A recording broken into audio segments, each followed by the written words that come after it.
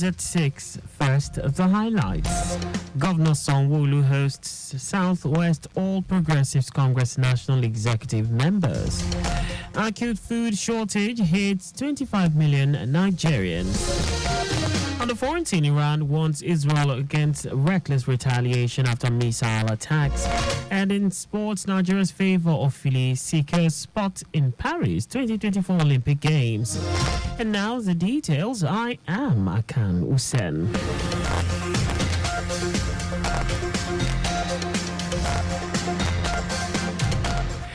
Ahead of the gubernatorial election in Ondo State, Lagos State Governor Babajide Sanwo-Olu says the All Progressives Congress APC in the Southwest Zone will continue to work with states and other stakeholders to ensure APC remains the party of choice.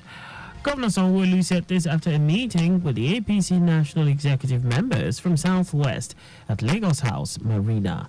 The governor, who was handed a letter of his appointment as the coordinator for APC Southwest Zone, said the inaugural meeting was held to deliberate and come out with far-reaching decisions that would put the party on its feet and right pedestal. He said members of the executive had resolved to intervene on issues and engage with critical stakeholders to ensure they are not only taken care of, but they enjoy the dividends of democracy. There are identified places where we need to work, and work is a continuous thing. We are working in Oyo State, we'll continue to work in Osun State, and we'll continue to work also in Ondo State. But maybe Oyo has a unique issue because he also has an election that is coming, and that affects all parties. There are candidates that have been thrown out. There are people that have aspired to be aspirants that will turn out to be candidates, after primary election. So there's no problem at all. We are all brothers, we are all sisters. We resolve all our issues in-house, and I'm rest assured that APC will continue to remain the party of choice in this. Reading the communique after the meeting, APC Vice Chairman Southwest Zone Isaac Kekemeke, who congratulated the governor on his appointment as the coordinator, said the executive members have resolved to prioritize empowerment and engagement with students, youth, women, and persons with disabilities, among other initiatives.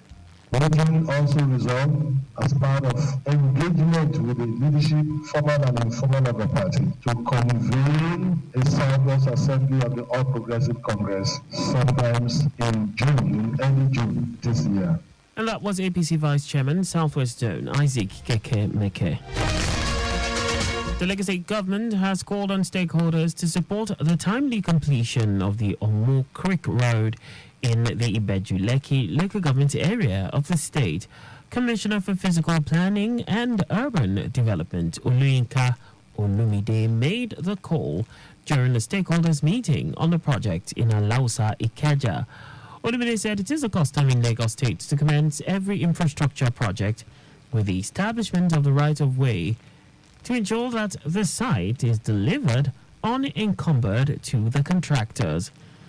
The commissioner, who was represented by the Permanent Secretary, Office of Physical Planning, Oluwole Shotire, called for cooperation with staff of the Office of Physical Planning and other MDAs, such as Lands Bureau, who will work on different aspects of the project. He added that the Omu Creek Road project in the Ibeju-Lekki local government area is another indication that the Babajide Sanwo-Olu administration is making remarkable progress in infrastructure renewal of the state, in line with the Themes Plus agenda. In light of the recent tragic incidents of drowning in the state, the Lagos State government has issued an urgent advisory to all public facilities, including beaches and swimming pools, to adhere strictly to the Lagos State Swimming Pool Regulations of 2021. This measure is to ensure the safety of all residents and visitors engaging in aquatic activities. Director General of the Lagos State Safety Commission, Larry Mojola, stated that reported cases of increase in drowning incidents with quantum loss of lives in the past few weeks is unimaginable. Modula said the government urges facility operators to ensure the presence of certified lifeguards during operational hours, display clear safety rules and emergency procedures, and conduct regular safety audits and maintenance checks. They are also to provide appropriate safety equipment, including first aid kits, and enforce strict adherence to safety guidelines by all patrons. He said the Lagos State government is taking proactive steps to enforce these regulations and will not hesitate to apply penalties to any facility found in violation.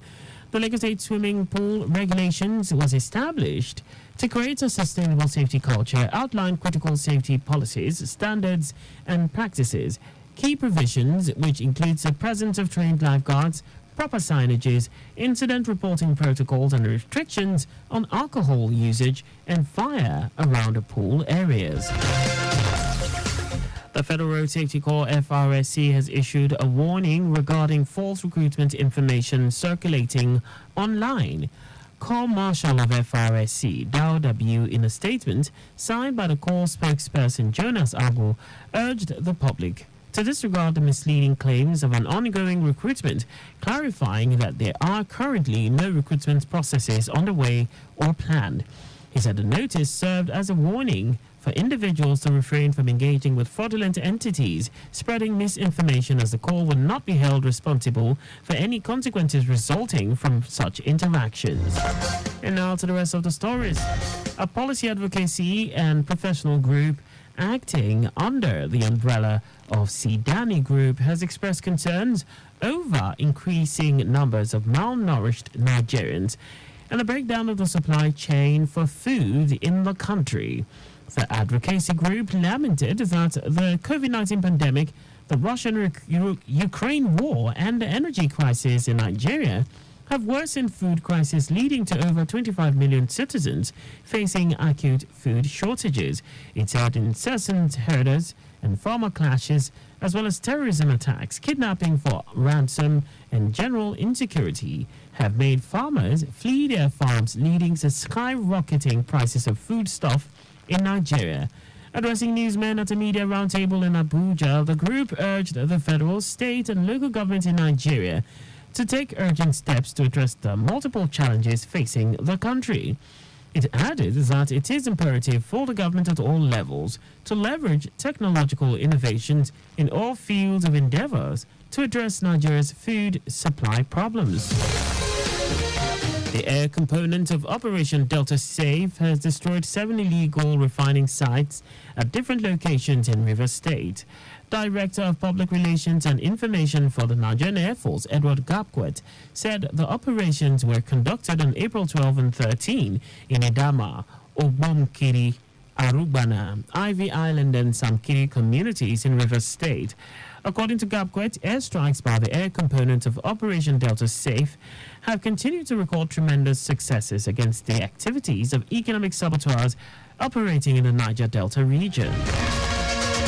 Now to foreign news. Iran has warned Israel that any reckless retaliation to its unprecedented aerial attack will receive a much stronger response. More than 300 drones and missiles were launched at Israel by Iran overnight, following the April 1 Israeli strike on Iran's consulate in Syria. Israel and its allies had intercepted 99% of the weapons. It marked Iran's first direct attacks on Israel, with the two countries having waged years-long shadow war. Meanwhile, world leaders have urged restraint and concerns about a major escalation in tensions in the Middle East.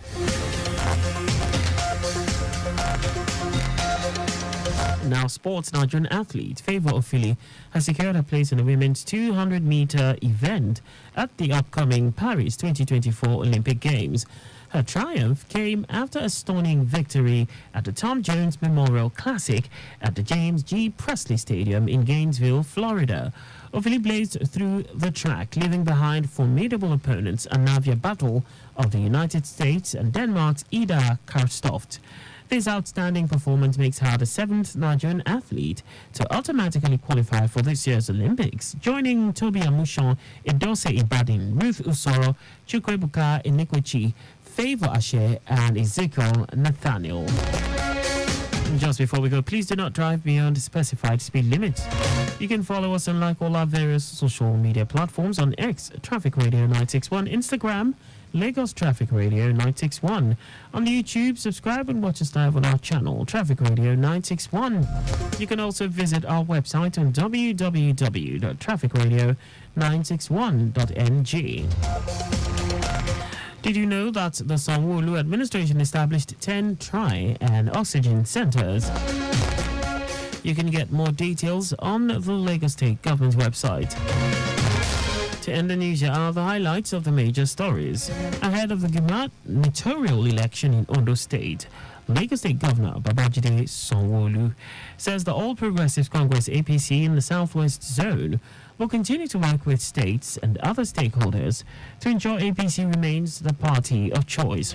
A policy advocacy and professional group acting under the umbrella of Sidani Group has expressed concerns over increasing numbers of malnourished Nigerians and the breakdown of the supply chain for food in the country. We also told you that Iran has warned Israel that any reckless retaliation to its unprecedented aerial attack will receive a much stronger response. And in sports, Nigerian athlete Favor Ofili has secured her place in the women's 200-meter event at the upcoming Paris 2024 Olympic Games. For contact with the newsroom, please send a message to info@trafficradio961.ng. And that ends the news broadcast compiled by Adeswa Ejoyoka. I am Akan Usen. Thanks for listening, and please